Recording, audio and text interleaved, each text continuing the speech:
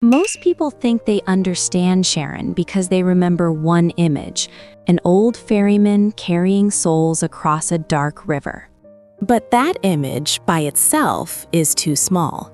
Charon is not just a boatman. He is one of the most important threshold figures in Greek mythology. He governs passage. He stands at the line where death stops being an event and becomes a journey. He is the one who makes the crossing real. That is why his role is so much larger than people usually admit. A river already divides one realm from another. A ferryman determines how, when, and whether a crossing happens. In mythic terms, that means Charon is not transportation. He is permission. He is procedure. He is the sacred mechanism by which the dead leave one condition and enter another. This matters because Greek death mythology is highly structured. The soul does not simply vanish, it travels. It must be conducted, judged, placed, and transformed. Charon belongs to the earliest stage of that process. Without him, the underworld remains an abstraction.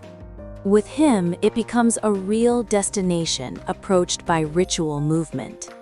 That is why burial customs matter so deeply in traditions surrounding him. The dead must be prepared for their passage. Death is not complete until transition is managed. Charon's role makes the whole system feel official in the most chilling sense. Mortality is not chaos, it has procedure. That is part of what makes him frightening. He is cold without being theatrical. He does not have to roar or threaten. He does not need to dominate like Hades. His power comes from the fact that once he accepts you, the crossing has begun. The soul is already too far inside the machinery of death to pretend this is reversible, ordinary life. This makes him a classic threshold guardian.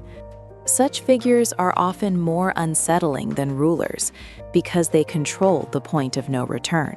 Charon does exactly that. He may not own the underworld, but he governs entrance into it, and entrance is where myth often places its strongest dread.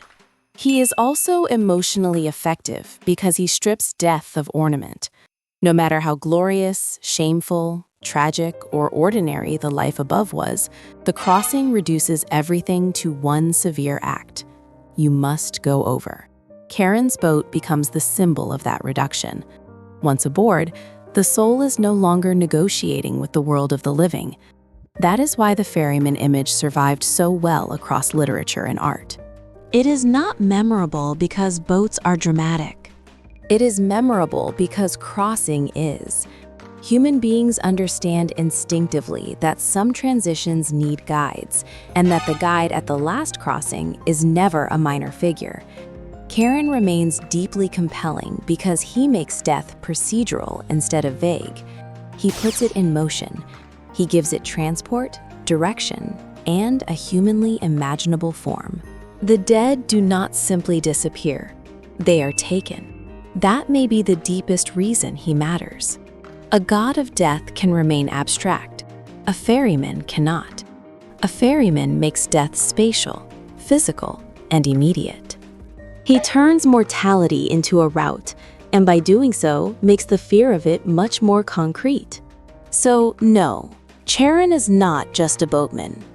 He is the one who stands between the living world and the underworld river, waiting to make the final movement happen. He is the officer of irreversibility, the guide of no return. The figure who proves that in Greek mythology, death is not only an ending. It is a crossing,